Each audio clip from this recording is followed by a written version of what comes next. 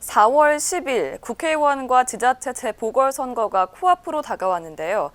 유권자의 선택만이 남은 지금 선거의 열기는 어느 때보다 뜨거워지고 있습니다. 이번 선거의 관전 포인트 알아봤습니다. 배지훈 기자입니다.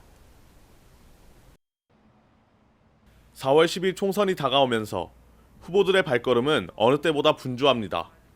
민심을 얻기 위한 후보들의 경쟁이 치열한 만큼 시민들의 관심 또한 뜨겁습니다. 사전투표율 30%를 기록하며 역대 국회의원 선거 중 가장 높은 사전투표율을 기록했습니다. 지난 21대 국회의원 선거의 사전투표율은 26.7%, 전체 투표율은 66.2%였습니다. 이번 선거의 사전투표율은 직전 선거보다 4.59% 높은 31.28%를 기록하며 선거의 열기가 달아오르고 있습니다.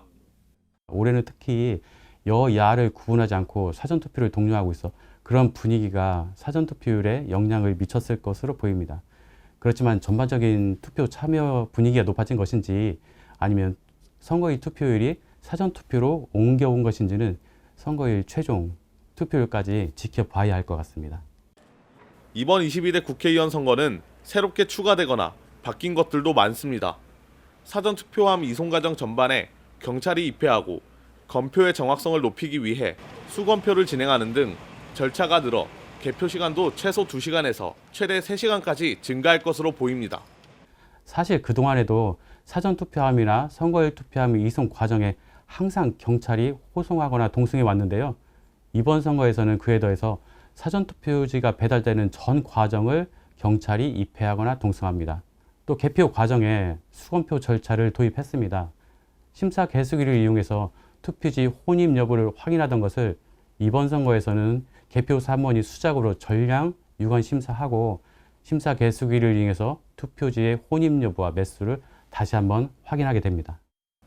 이 밖에도 구시군 선관위가 보관하고 있는 사전투표함과 우편 투표함의 보관 영상을 열람하는 방식도 변경돼 이번 선거부터는 시도 선관위에서 24시간 상시 열람할 수 있습니다. 유동층이 많은 대전과 세종부터 민심의 바로미터로 불리는 충청까지 매 선거 때마다 지역 민심을 읽는 중요한 역할을 해온 대전, 세종, 충청 지역의 의석을 얼마나 차지할 수 있을지도 관건입니다.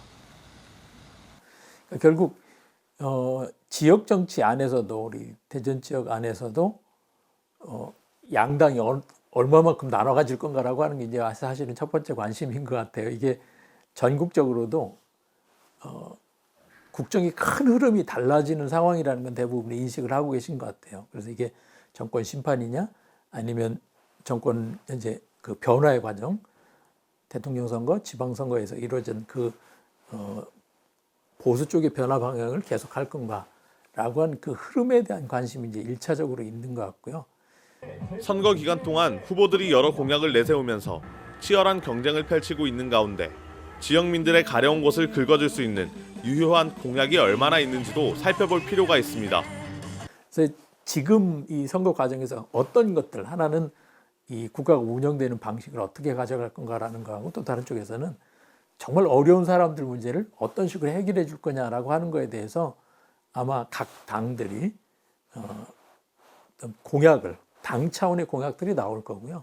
그 공약들 맥락 안에서 지역에 맞는 맞춤형이 이제 조금 더 나갈 텐데 실제 이 앞에 두 가지 이슈가 지역 이슈보다 더 큰 영향을 미치지 않을까 그런 예상을 해봅니다.